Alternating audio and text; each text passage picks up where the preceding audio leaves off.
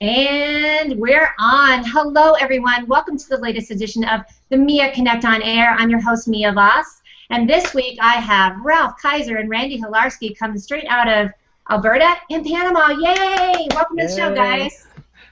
That's like, whoa, that's far apart. I think we pretty much have like are we kind of in a straight row? Or I got to look on my Google Maps. I think we've got everything covered throughout this side of the world. Yeah, I think we're straight south of Chicago. Yeah, pretty much. Oh, wait, and I'm a little late on this. All right, people, so today we're going to focus on pay-per-click and web traffic, and we're going to be taking your questions. I do want to let you know my comment tracker is acting weird, so Ronnie Bintzer's been helping me out a ton with that, but, you know, it is Google. And it's also my show. There's always something fun or funky happening, right, guys? Yes, Mia, always. That's what we can expect. When we had your wife on, my favorite little habit this week, too. We definitely had some technical difficulty, but we always get past it. So, listen, let's jump in. I know there's going to be a lot of comments going to be coming through. Jason T. Weiser, he's on here, too. Let's see, Tom Coleman. Hey, Tom Coleman. So we're going to be answering that, and we'll be popping in your questions as we go. So, guys, let's get started. Ralf, I'm going to start with you. Get the chat going, my friends.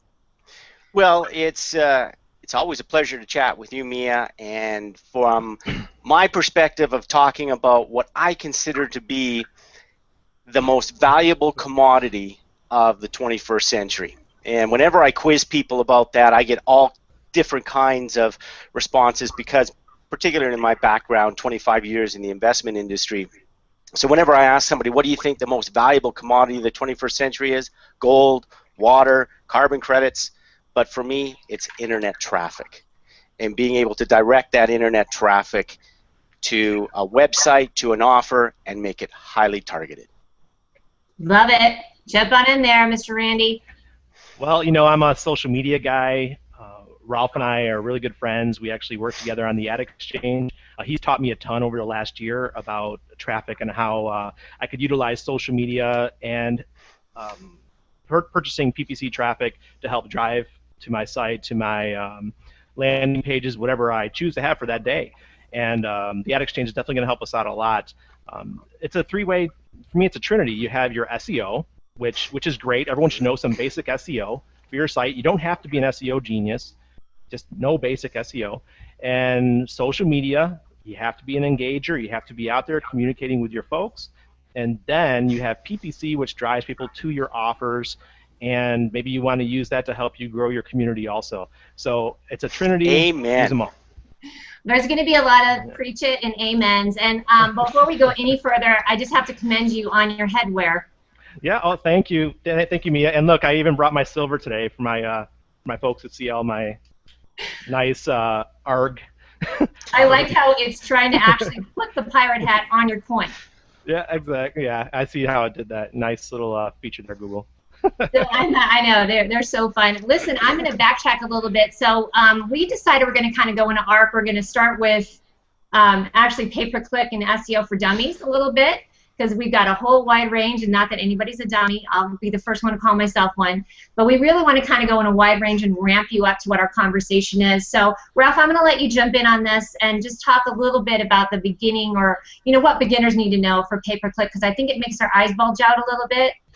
Yeah, it certainly can. And I think part of that, Mia, is the fact that we've been just so ingrained about content and about free traffic. A lot of what we read, or particularly the gurus on the internet, we hear a lot about, oh, it's easy, set up a blog, put some great content out there, and the flood of traffic will start to come. We hear the same thing about social media. Randy can certainly talk much better about that than I can, but social media, it's a lot of work. It takes a lot of time. It's not free because of the time that it takes. And I really like Randy's description of the Holy Trinity. This is really about diversification. It's not relying on just one traffic source. It is about being able to get traffic from a number of different areas And the campaigns, whether it be cost per click, whether it be cost per view, cost per interstitial, or cost per milli, or the cost per thousand, they are all methods in order to drive traffic on a paid basis. And I'm going to jump in on that too. That is something that I always coach anybody I'm talking to, my clients, that time is money. So yes, these sources can be free per se, but if you don't know how to run it, you are it's really, really tough because time is money. So I'm going to jump in on that as well. And then so let's talk about that, about the little letters. So we've got CPC, cost per click. Ralph, go through those real quick so everybody knows when we use that. What Absolutely. those all mean. Yeah, cost per click. I love cost per click. It's highly effective for the small business owner because you only pay when somebody clicks on your ad or on your text link. So that's cost per click. Cost per view is when they've actually viewed your offer, and that's a highly targeted person coming to your offer, so that's cost per view. Cost per milli or cost per thousand, which is CPM, that's cost per thousand views. And I love that for kind of those people that have used billboards in the past or want that kind of branding. It really works extremely well for that. And then cost per interstitial, that's CPI. That is a page that comes underneath or between the pages that a person is surfing to. So they would go to one page, your interstitial ad would come up, and then they go to another page, and before they get to that page, that is where your interstitial ad comes up. Again, very similar to like a billboard, very powerful for particularly one-time offers. I love it for special offers and one-time offers. Great. Randy, chime in on that, brother. Well, obviously I've been learning all these. Just 6 months ago, I had no clue what a CPI or a CPV or any of that was. I think I might even be having a hard time with interstitial. Like that's But we're getting there, Mia. We're getting there. We are. I'm a social media guy. That's what I do. This is something that I am going to help supplement my business. And, whether it be a couple $100 a month that I spend or, when I get bigger, maybe a couple $1,000 a month, I think that you take some of the profits that you make in your business that you're either selling an ebook or a program or a product, you take some of those profits, maybe you put 10, 15, 20% of those profits back into CPC so you get more sales. It just makes sense. This is what we do. We're in business. You don't open up a restaurant and do zero advertising. What's the difference online? Hey guys, I'm going to jump in real quick because Jack Crawford wants to join us. So, all right, Jack, come on in, Jack. Come on down. I feel like I need to have that whole Price is Right music. So, Jack, when you want to join us, please do. Whoa, there he is. Whoa, bam. Hey, Jack. Welcome to the show, Jack. There he is. Hey, brother. You need to put your pirate IR patch on. That was the one caveat for joining the show today. Okay, coming. I'll be lurking for a moment. Okay, you know what? I'm going to mute you for a little bit while you get all your business together. Hold on one second. And we just muted him. Okay, I self-muted. Okay. Oh, perfect. Yeah, go ahead. So, I'm going to go back to what you're just saying, Ray. That's the biggest thing too that we need to talk to people again and kind of scoot it back to our folks who are, still trying to figure out what interstitial is. Yeah. It really is going to be about the offer as well. And again, there's a lot of people that join social media. I've had it where they're like, I've just blasted out. They feel like oh, that's perfect, Jack. I'm sorry. That was great. That little, there you go. That's what I use, when I just don't like what's going on with my makeup.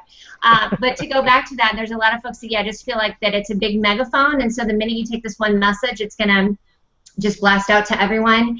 And Randy, you are the biggest proponent of this as well as I am of it's about communication, interaction, going back and forth, building these really, really substantial relationships or authentic relationships, sure. And then sharing information and not just blasting your message out to people. Of course, I saw a post today. Bierman Cartoons actually just posted it. He talks about the different ways of posting online and how much is too much. And I'm learning that on Google+, every platform is different, but on Google+, I think the sweet spot is maybe 6 to 10 posts a day. And of those 6 to 10 posts, always stick to only maybe 1, 2 of self-promotion. It just makes sense. So, check out Bierman's post that he just did, guys. Bierman cartoons, and it just totally makes sense. I shared it on my profile also. And a real quick thing, isn't Bierman who made your little? Yeah, he made my cartoon, my avatar. So, people, I spend 10 hours a day online.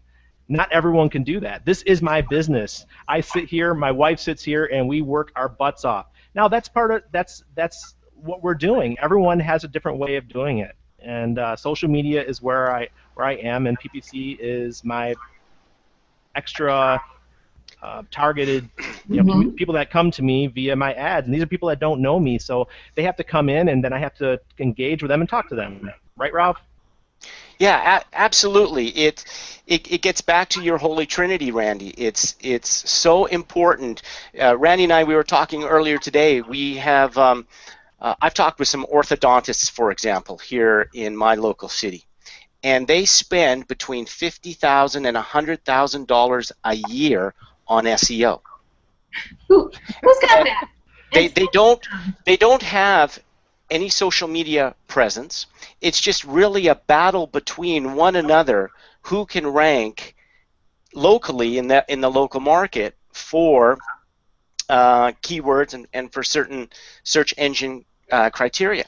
What's interesting is either one of these orthodontists, as business people, could wake up the next morning, Google makes one of their algorithm changes, and they drop off the front page, they drop off they drop off into nowhere land. That's what happened with us. With my old company, it happened to us. We dropped from 350,000 in the world, from 350 to like 8 million in a week, and that crushed me. I was like, what did we do wrong? I was going to say, and jump in there too. Now, you're saying too of like having this authentic information out there, having this consistent information. I mean, you really do have to go back to, again, the Holy Trinity of have it. You got to have a consistent circle, I guess, or cycle of information. You've got some over here. You're working with your pay-per-click, but you also you've got some stuff going on, right? Yeah, absolutely. To me, it's almost an insurance policy because it's a guarantee of traffic. We can actually guarantee a certain amount of views, a certain amount of clicks, a certain amount of views to an offer over a period of time. So it's a case where if one of these, and we can use these orthodontists as a perfect example, if they were to wake up one morning and they drop off of the search engine rankings, well, they're still going to get traffic from their campaigns. And that has absolutely nothing to do with the Google changes or algorithm changes or anything of the sort. And if you want to know where Google really is with this, we can never ever lose sight of the fact that they spent $1 billion to buy YouTube, which is now the second largest search engine in the world, yet they spent over $3 billion buying DoubleClick, which was essentially their ad exchange. Okay, now is anybody worried we're going to piss off Google at all? Are we all feeling pretty comfortable? You know what? It's not about upsetting Google. It's not about beating Google. It's nothing black hat, even gray hat. Mia, it's all about aligning with them. It's all about, okay, you know what? They look at the investment difference they made, YouTube versus DoubleClick. Well, how can I align to that? And a lot of the Fortune 500 companies, the major brands, have already done that. These are the ones that we see when we surf the net and we're finding their branding in ads. What Randy and I are doing is we're just bringing that technology to the small and the medium-sized business person. So instead of having to spend $25,000, $50,000 a month on, like some of these major brands are, we can start campaigns like at $100, $200. Love it, which is so, what a crazy comparison to the bigger companies, which again lends itself to a lot of people just kind of going the archaic manner of I'm going to throw a shit ton of money at it, and then that's going to work. And you really do have to come up with strategic perspectives and alliances on it, or just a strategic plan towards it. So before I go any further, Jack's raising his hand. I do want to just have us all kind of, so everybody knows why we think we know what we're talking about. I want to, Jack, introduce yourself and tell us what what you're bringing to the table today or what your story is, and then we're going to have everybody else just kind of quickly go through and give us our quick who we are and what we do. Okay. Thank First of you, all, Jack. I don't do this professionally. I'm a social enthusiast and a futurist. I really enjoy looking at future technologies and how they fit into business infrastructure in many ways, processes and such. And I'm friends with Ralph and Randy through our common shared interest in precious metals investing. Love it. That's how we got hooked up. And to some degree, there's overlap here as well. So I just wanted to chime in a bit, if I could, on Ralph's comment, this most recent. Yes, please. Okay. So this is kind of where I see their offering. If less than 1% of the entire universe adopted their service, Ralph and Randy would make a fortune, and Google would be undisturbed or unperturbed or in no way really worried, right? So this whole world is a great opportunity for those who think just a step ahead to find the gaps and opportunities in the Google economy, in this basic world that we have, to make a living. We don't have to be top of the heap to be successful, any of us, so or to deliver value. So the same is true for the small businesses that might adopt such approaches to, instead of throwing, quote, you said, a boatload of money at it and being more targeted, really outpace their local rivals. Thanks for cleaning up my quote for paraphrasing. Although it is because I have the halo on the head.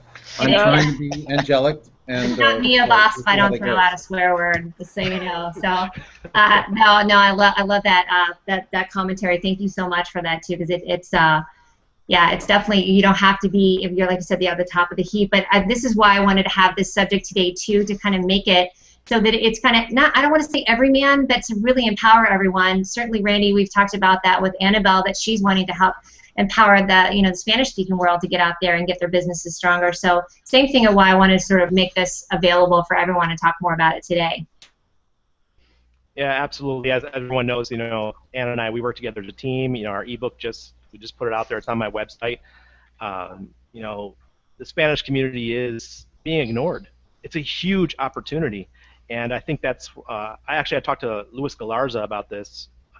Or we talked about it in a hangout probably about a year ago, and he's talking about how he works with the Spanish community. And I saw that, and I said, you know what? This is something I can do too. Even though I'm not fluent in Spanish, guess what? My wife is, and she can reach out to the community. So I think that's a great opportunity for us. I saw that with Ralph with the Ad Exchange. Obviously, we can do any language in the world, almost 200-something languages, go throughout the planet and reach out to these folks. So Spanish is the #4 language in the world, so I think that's where I'm going to stick to. But we have the English side too for everybody who's looking to work on the English side. So I love it, and for those of you, go ahead. Wonderful opportunities. Absolutely, and for those of you who don't know, so tell us what your company name is and where you and Annabelle are out of again. Yeah, we're High Impact Media Group Panama. I don't actually have a website for our business. We actually just use our personal blogs and our Facebook page and our Google Plus page. That's one of the things I talk about in my ebook. If you're getting started in business, you do not need a website, people. I did not get started with a website. I did it for 2 years just with social media, and I've built myself a business where I work from home. So, a website's a great thing, but you do not need one. It is not a necessity.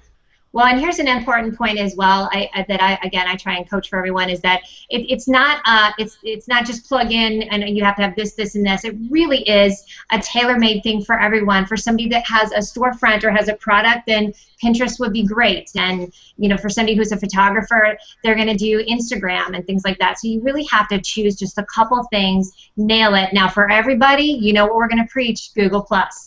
Absolutely, for anything that you do, and then you can add your other sources in there too. But same thing for, the randyhilarski.com, it encompasses everything that you do very well. Thank you, I appreciate it, Mia. Bring the pain. All right, now how about Ralf Kaiser? Let's talk about you again real quick. Tell us, we want to hear what your background is so everybody will know kind of where you're coming from. Absolutely, yeah. For me, it's about investment and trading. I've been in the investment and trading business for the past 25 years, and part of that has been on the marketing side of marketing the investment products and the trading products as well. So for me, though, now it's about trading traffic, and it is ironically so similar the way these ad exchanges are set up, very similar to a stock exchange, where you're actually able to go in and bid for traffic. You're able to set a minimum bid, you're able to set a maximum bid. It allows someone to put together the ideal advertising budget for themselves.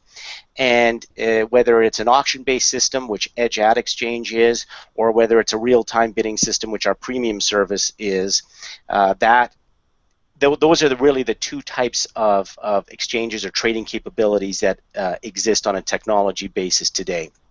What excites me about this, you talked, Mia, earlier about content, and we talk about that from a blog perspective. We're seeing now this shift going to context more and more, and I'm seeing now the start of another shift.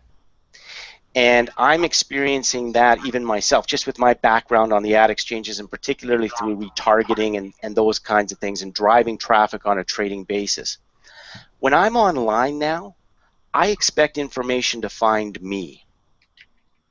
Right. I am searching less and less, and with the technologies that exist, I'm expecting information to find me. And I am blown away, at least on a weekly basis, when I'll wake up in the morning, or there was one example a few weeks ago where I'd been looking for something, I couldn't find it on a search basis, but it found me.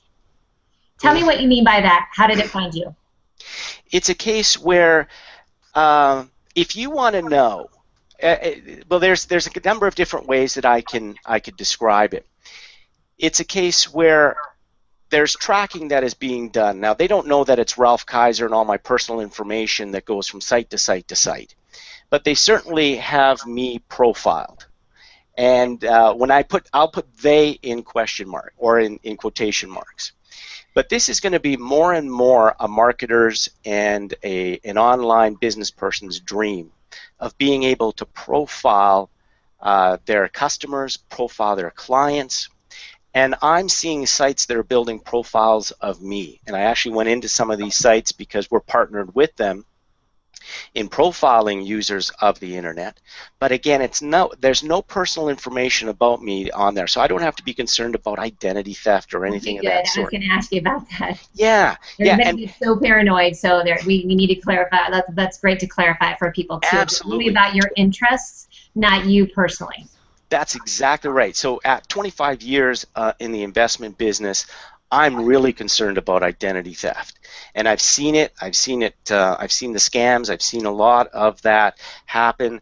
And one thing I'm really pleased about is the self-regulatory and the transparency of the ad exchange industry as a whole. They're doing an exceptional job. One example of that, OpenX just announced the other day they're actually going to take a short-term hit in order to clean up the bots and the spamware and the stuff that's going on out there that affects their ads.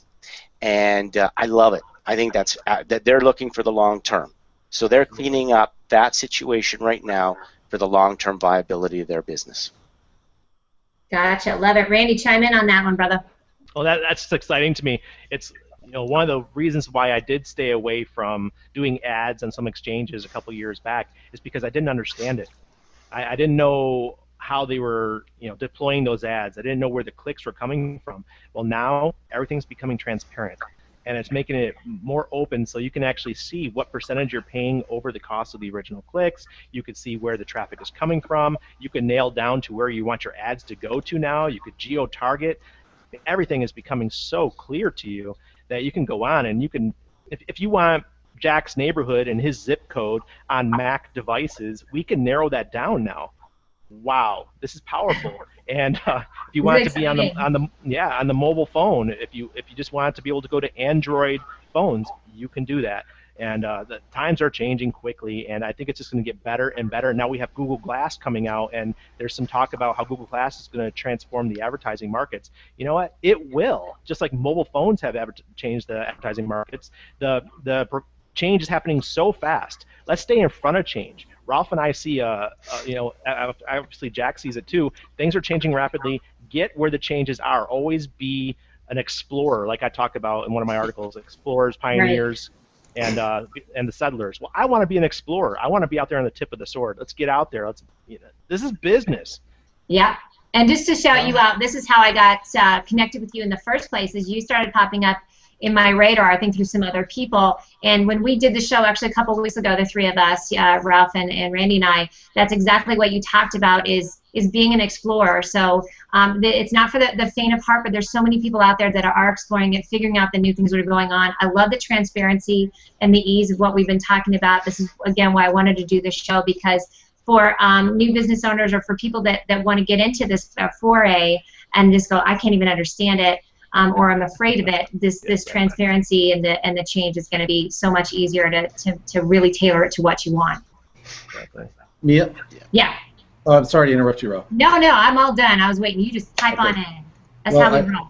Let me add a little bit from my personal perspective. I come from a family of entrepreneurs. My grandfather owned a deli in Birmingham, Alabama during the Depression, and then in early World War II when there was rationing and tight things. And then my uncle, his son, formed Jack's Hamburgers. I was named after him in the Southeast, if any of you remember that chain. And then I've had two businesses of my own. So from the perspective of what I'm hearing from Randy and Ralph about small business and the services you can offer, I can just chime in that those are just great ideas, great things. And I'm an explorer, as you guys know. But if I reach out to small businesses and try to help them with my knowledge, let's say, then I'm going to need to ask them first, are you an explorer, a pioneer, or a settler? And I'm really not interested in working with settlers too much. Maybe that's something for Levi Strauss and that respect. Well, they're a little high maintenance for sure. I don't want to sell pickaxe and shovels and that. I want to sell ideas in my new, whatever that might be. And so this is very encouraging. The quote that Ralph made was, I wrote it down here, I'm expecting information to find me. So this is what, in the context of identity theft, I'll give a comment. So I speak to groups of people in transition about personal branding. I do this as a volunteer thing. And sometimes there are 50, 100 people in these groups. And invariably the question comes in, well, if I go on Google Plus and Twitter, then people will find me and steal my identity. I said, okay, here's the deal. I'm like the LifeLock guy. I put my brand out there so much, I dare you to steal my identity. Now I'm referring, I put my social security number up, but I put my phone number and my email address up on LinkedIn and everywhere else. I have not received the kind of spam I got in the early days of the internet. Things have changed. They've changed for the better. And being open and transparent and visible makes you much less of a target than someone who's anonymous. Absolutely. Either completely anonymous, which is, well, I would say it's impossible to be completely anonymous. You're a target if you don't have a brand. And if you do have a brand, like all the three of you do, I try to see if anybody could impersonate Mia Voss. I don't think it's possible. I don't think it's impossible to impersonate Jack C. Crawford, maybe Jack Crawford. But I've got that brand locked down. Right. Absolutely. Okay, and I know so does Randy and Annabelle, absolutely, with Ralph too. I think it is the people that I talk to that have the fear of it, it really is kind of letting go of the fear.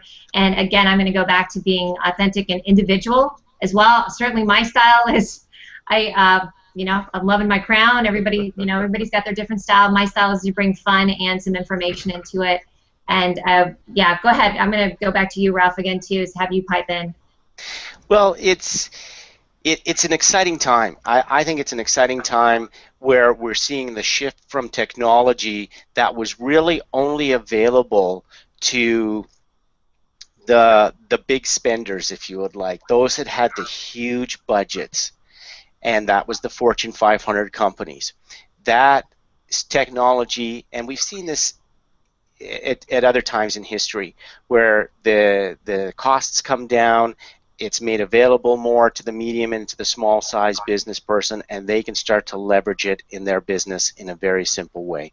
And Jack, I think, said it really succinctly and really well too about Google. We're actually aligned with Google.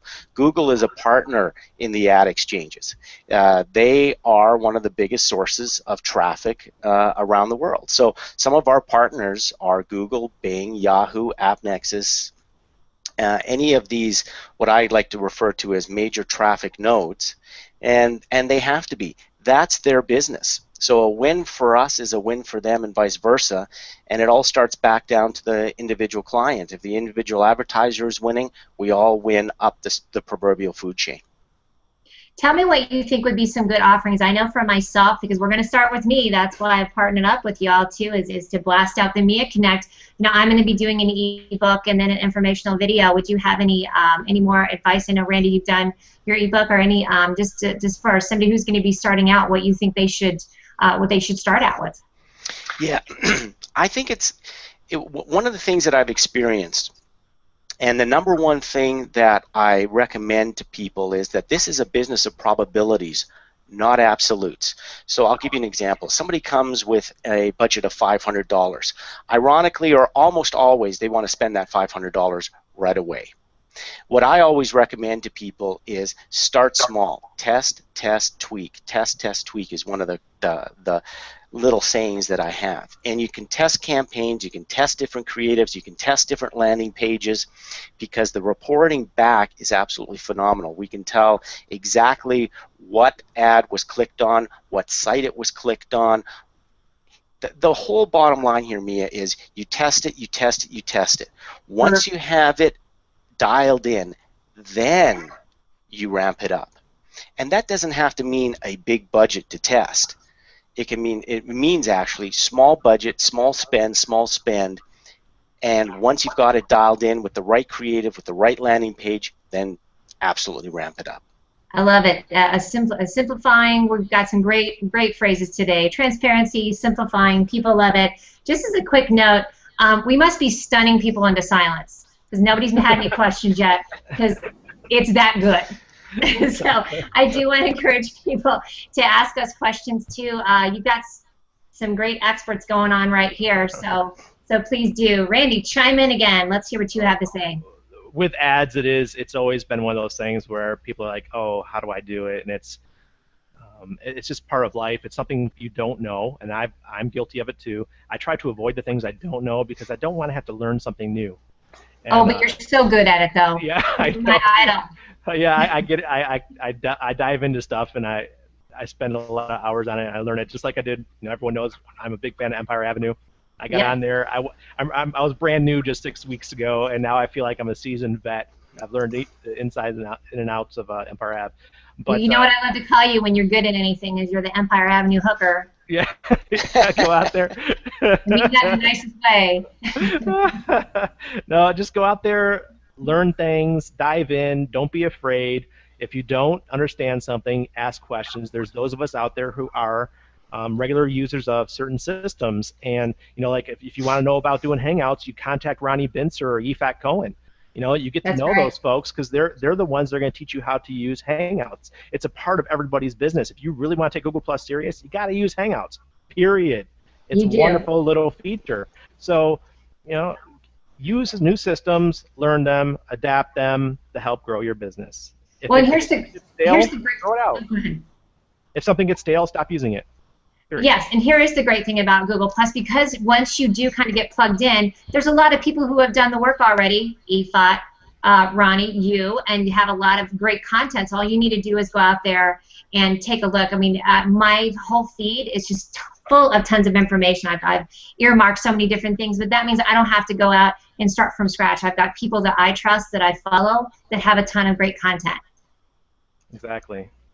And Mia, just on that point, I am not surprised we're not getting a lot of questions. If we focus in on something around social media, if we focus in on a hangout on that, there is a tremendous, or on content, or on blogging, there's a tremendous amount of interest in that. I like always Randy saying about the explorer, the settler, you know, we're really in the explorer stage. Sure. With this technology at the small to medium-sized level, business level. And that is why it's really about expanding these entrepreneurs' comfort zones around being able to put together the right campaigns for them.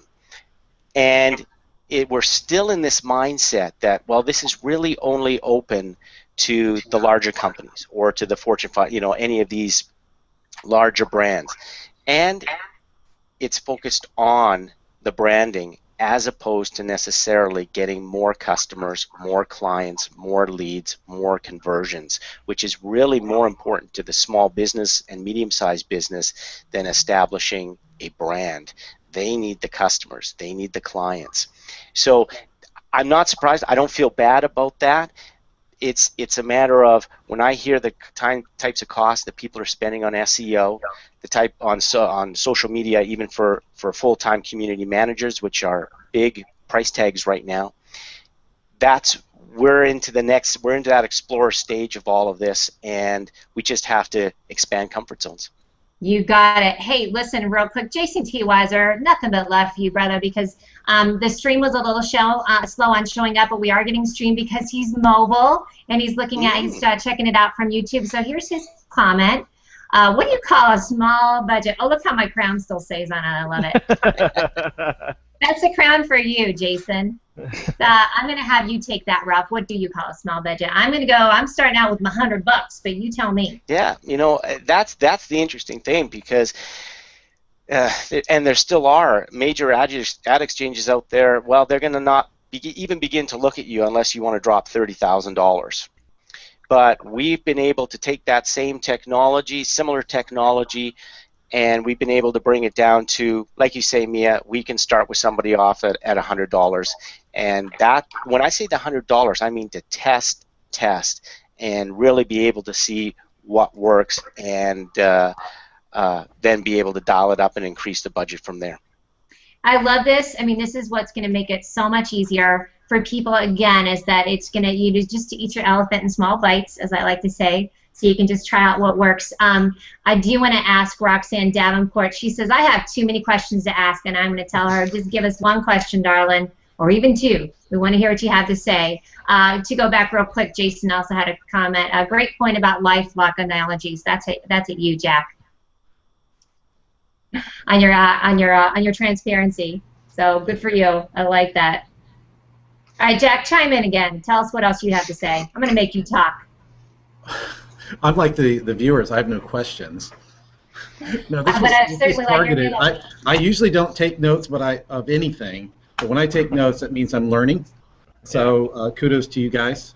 Thank you for that. What I tell anybody I meet with when I bust out my notepad. I'm like, this means you have something to say. I have to tell you, I'm a little disappointed. Bob Voss has been hiding, Mr. Tripod Bob. So hopefully he'll. I'm sure he's going to jump on and knock over my cup of coffee any second.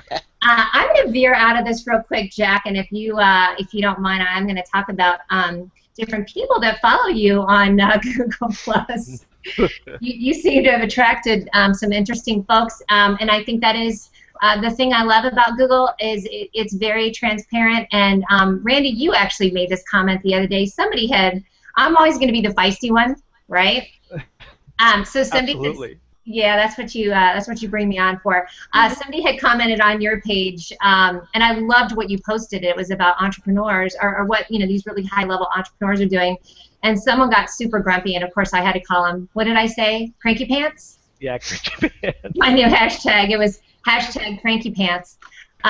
You're really good about that. I think we all have a good balance of addressing different people that we need to, and then ignoring the ones that we don't need to. And I'm just kind of veering off into how to handle the interaction on Google Plus. Do you guys want to pipe in on that real quick?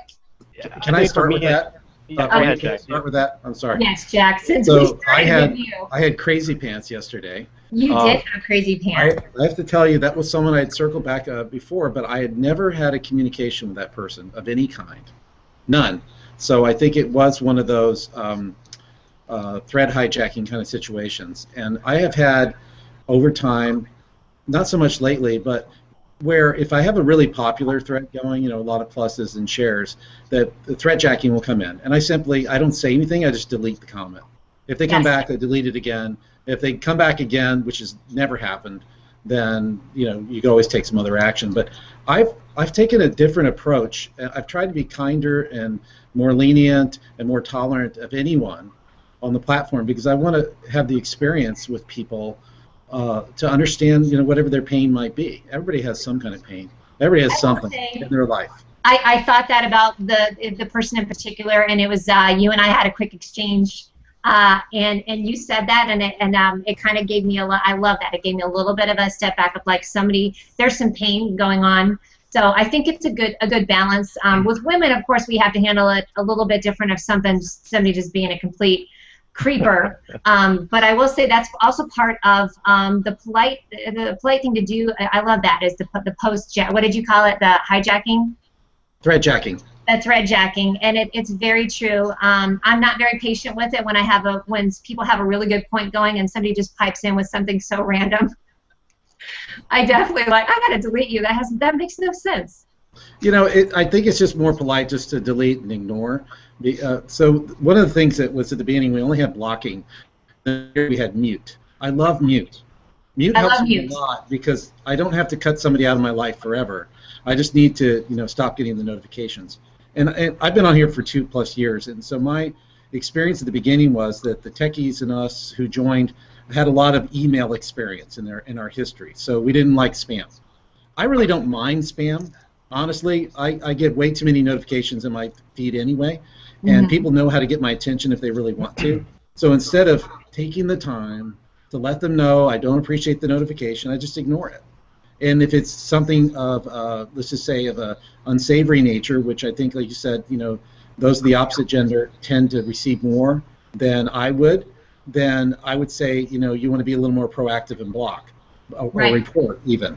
But I've had a few of those, and that's what I do. But I'm also open-minded. Maybe somebody's got something in their interest I never knew about, would have never learned about, except for this platform. And that's how I started my engagement. If I just could take a minute, I'd like to explain something I've shared with a lot of people. And this is this basic concept, if that's okay, Mia. Sure, absolutely. Okay, so I have a theory. My theory is that most people who don't have, let's just say they're settlers. They're in the middle ground of the bell curve of people in life. That when from the time they're born until they die, family, co-workers, fellow churchgoers, people they meet at soccer for their kids, whatever the case may be, typically will only know by face or by name 5,000 or so people in their life. Maybe less, maybe 2,500. That's just, I cannot go there. That's where I didn't want to be. So that's why I took the time to engage in this platform. I've added, well, I'd say right now on Google+, I could pretty much recognize about 5,000 people. And of those 5,000 people, maybe 100 are people that I know I would have known anyway, or other ways I wouldn't have known them. Let's do a quick bragging rights. How many people have you in their circles, Jack? 72,000 roughly, getting close. Who's a hooker now, huh? I'm sorry. Well, I have a fake ratio. I initially thought the fake ratio or people that don't even participate are somewhere around 1/3 to 1/2 of those. Creepers. But I've learned that since then that ratio has gotten better. So at the beginning, I had many people drop me as soon as they added. So I use these tools to find out who dropped you today. I only get about 2 drops a day now, 2 to 3. And typically they're the new circlers. Someone who circled me, then decided they didn't want to be circled. Rarely do I have people that, I have a lot of loyalty for people who've been on a long time. But it's also my strategy is that if somebody's inactive, I stop following them. What I mean by that is if they don't post and comment, there's no reason for me to circle them. None whatsoever. Why? Because it isn't about favor. It's about the 5,000 person limit. I've got to keep getting new blood, new fresh people in, and if they comment or say hi or plus, I pretty much circle back. So here's my thing that I do that nobody else does, is I reach out to people, I should say nobody, but at least I think it's unique. I reach out to people all over the world. I go onto popular ripples, and I look for communities that exist outside of the inner core. I like it. I try to find those other solar systems and other galaxies and get to know those people. And that's where I've extended my reach. So my goal when I die, when I pass through this life, I'd like to know 100,000 people. Right. I have to say, everybody, all my friends here are so sick of me and my Google Plus Kool-Aid. That's kind of how it is. I drank the Google Plus Kool-Aid, but it really is so different. And I'm going to pipe in here, and then Randy and Ralph, I want to hear your comment on here too. Roxanne did say, she says, I left Facebook to start my community. I'm starting HOA when enough people want to join, but I do want to raise money for epilepsy, but not give all away due to cost. So I know it's kind of a question. Roxanne, I think you were the one that commented on my YouTube about the transition between Facebook and I think Anna and I talked about this on Monday, the transition from Facebook to Google Plus, and my biggest piece of advice is just don't spend all your time trying to get everybody over from Facebook, and really just work it on Google Plus, and it's been so exponential for me. I've probably got the smallest number. I think I'm at 1,400 for all my circles. I'll admit it. I'm not loud and proud that I'm a tiny little player in this right now, but that's also increased 400 in the last week. I know Annabelle's is exponential. I know, I feel, you really like me. Mia, can I comment about the numbers thing just for a second? Yes, please. Yes. So early, I tried not to care about numbers, and then you look at numbers, and they keep adding up, and you've got tools that tell you.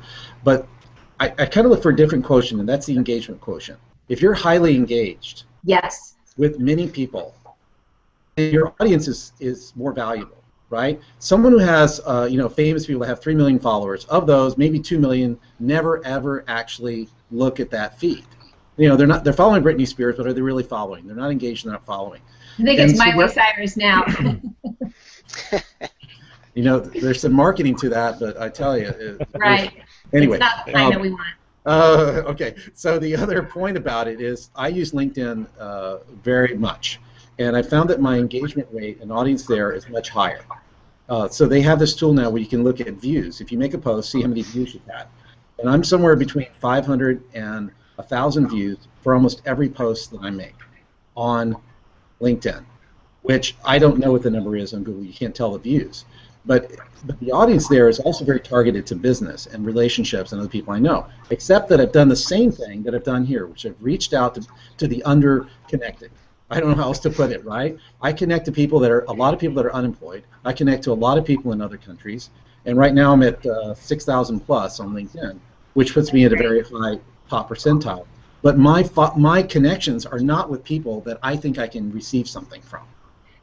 You just nailed it right there. You really did. I think that's what all four of us really work towards as well. It's not about what I can get from you, and I think that's a magic potion right there.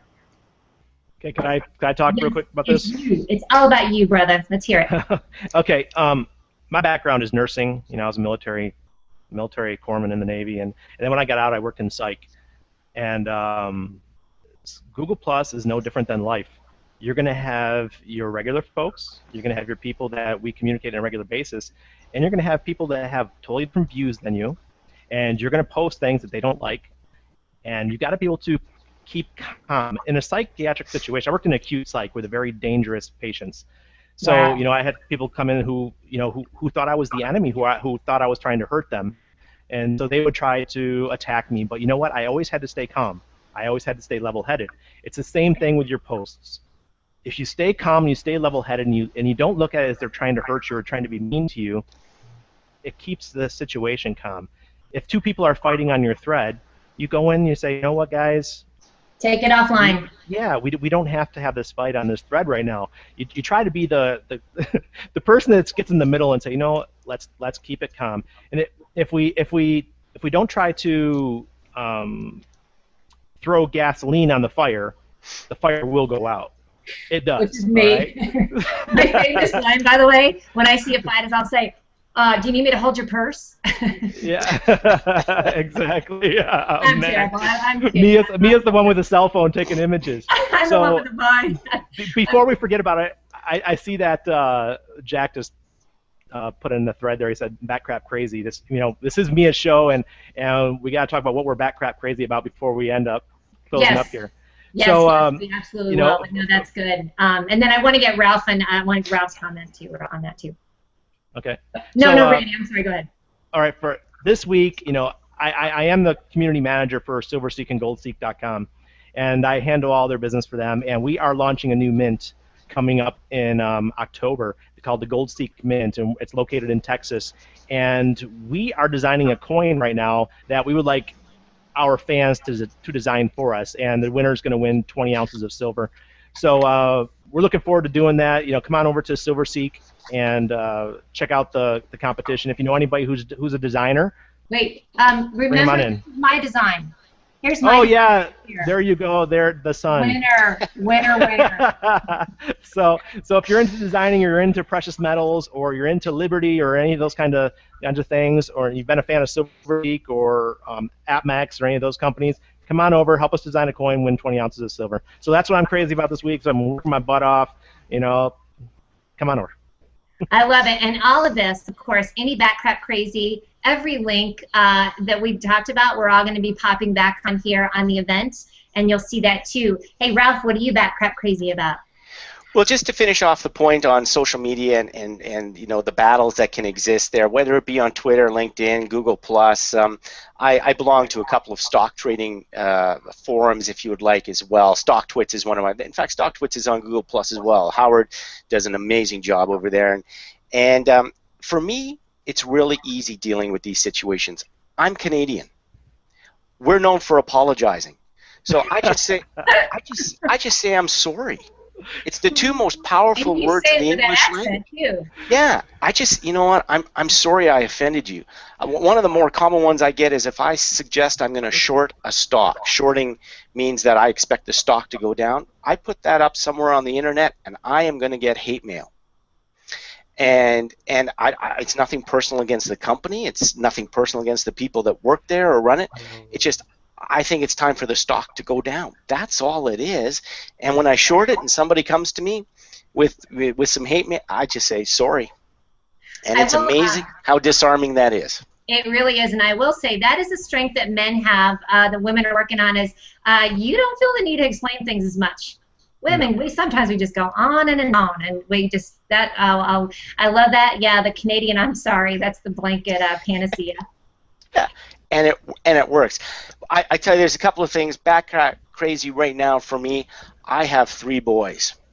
School starts on Tuesday. Yep. And that's cool. Yeah, this is our last weekend together. In fact, my oldest son is going off to university. So he's living at home, though, so he's not moving away or anything like that. But this is a major shift in our household. And it's, you know, it gets me a little choked up, I have to admit. But, yeah, it does, but that's what I'm crazy about right now, is just making sure that the 3 of them get off to a good start in the fall, particularly my oldest son, Michael, who is off on a new adventure. Oh, that is so exciting. Let's give I'm going to try and get my little Google effects up and get you a little applause for that, or this one. That's my favorite. Hey, Jack, what are you Backcrap Crazy about? I love your background. Yeah, brother. Yeah, that's nice. That's great. Oh, I just pointed the you know, camera out the window here in Southern California. So anyway, what I'm crazy about is the Internet of Things. Ooh, fancy. That's such a hashtag. You just made a new one. I love it. IoT. Capital I, lowercase o, uppercase T. Cisco calls it the Internet of Everything, but basically the Internet of Things is I'm referring to wearable computing as well as machine-to-machine communication. It's already here. We just don't know ourselves really how much it is. Yep. It's taken over, but not like the Terminator kind of taken over, but in a good way. Actually, I'd like to be more pessimistic about that part. I think it already is the Terminator. No. So Kurzweil talked about the. Oh, guys, help me. Crap. Keep going. Sounds like. No, it's when computers become sentient. So it's. Oh, that's not Orwellian, is it? No. Ray Kurzweil is still alive. He was MIT, I guess, researcher, and so he talked about the. All right, it'll come to me later. I'll post it or something. I think it's not that it's inevitable, but I think what we're going to find is that we're going to rely on, as we said, I'm expecting information to find me. Well, it may hunt us down and kill us, but yeah, it'll find you. And then that's what I think you're talking about, the zombie apocalypse. You know, I'm open to everything. You know, whatever comes. See, and I love. Either Jesus will come first, or this will come. I don't know which order they will. but I'm certain that there is some inevitability to change. I And think so. I believe that change happens all the time and will come, and the more we resist it, the worse off we are. We'll just be unhappy, so why not embrace it? Randy, he's singing your tune right there.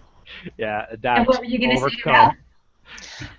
Firstly, just I love what Jack's perspective is on that, because there is so many great things about the Internet of Things, and I love conversing with Jack about that. I consider Jack to be a leader actually on this. If there's anybody in the world that I'm going to go to on the Internet of Things, I'm going to Jack.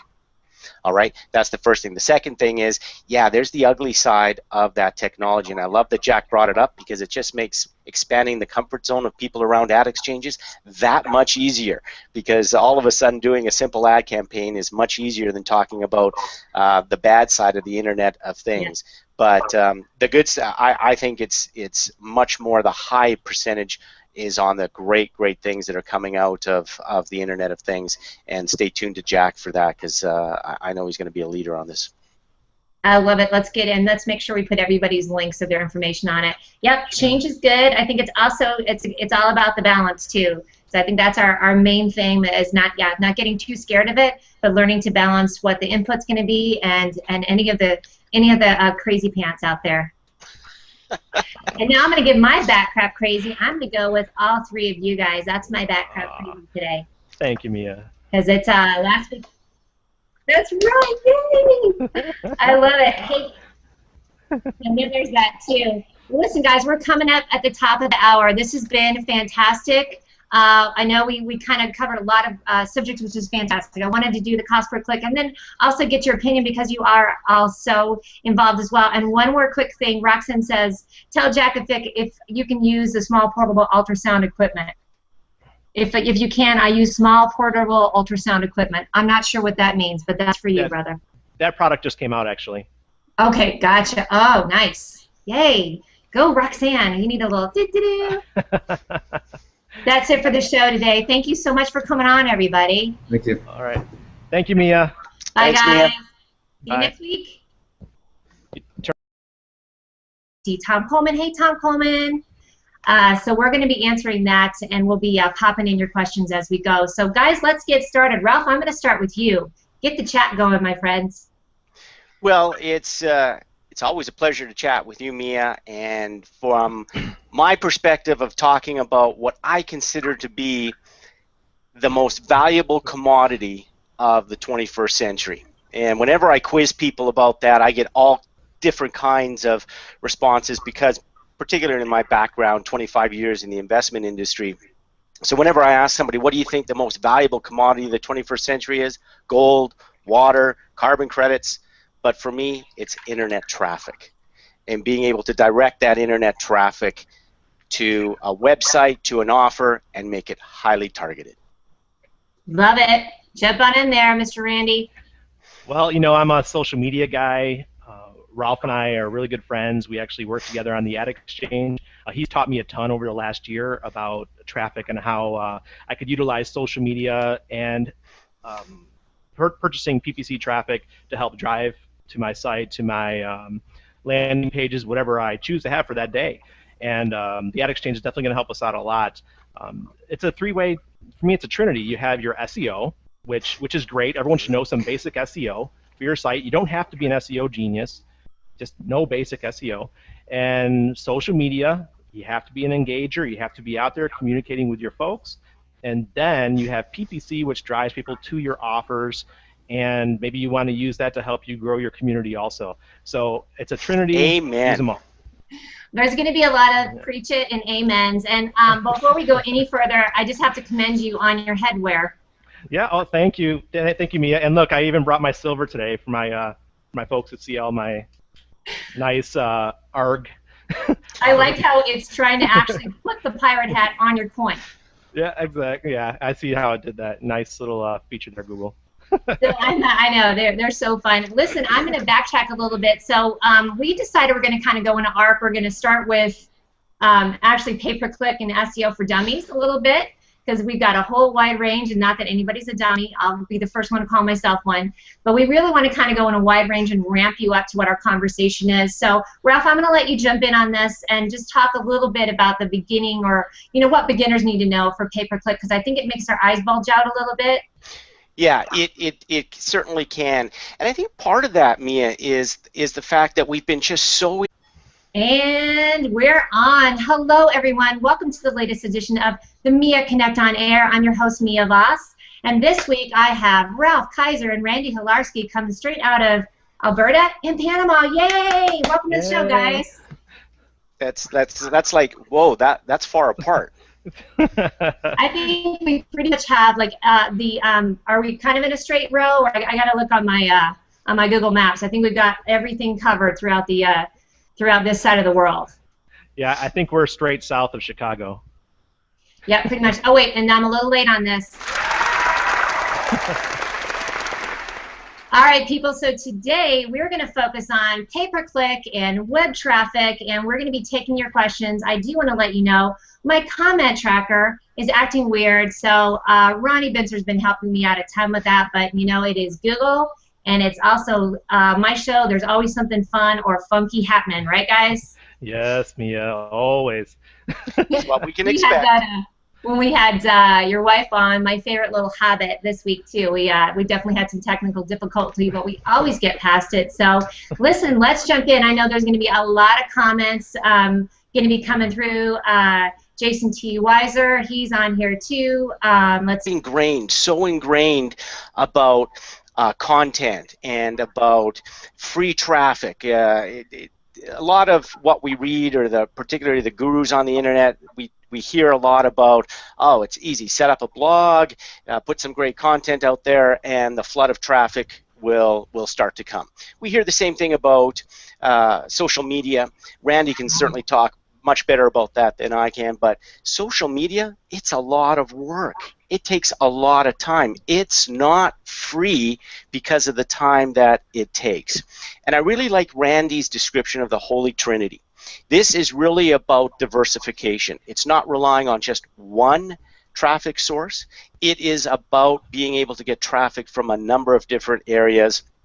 And the campaigns, whether it be cost per click, whether it be cost per view, cost per interstitial, or cost per milli, or the cost per thousand, they are all methods in order to drive traffic on a paid basis. And I'm going to jump in on that too. That is something that I always coach anybody I'm talking to, my clients, that time is money. So yes, these sources can be free per se, but if you don't know how to run it, it's really, really tough because time is money. So I'm going to jump in on that as well. And then so let's talk about the little letters. So we've got CPC, cost per click. Ralph, go through those real quick so everybody knows when we use that.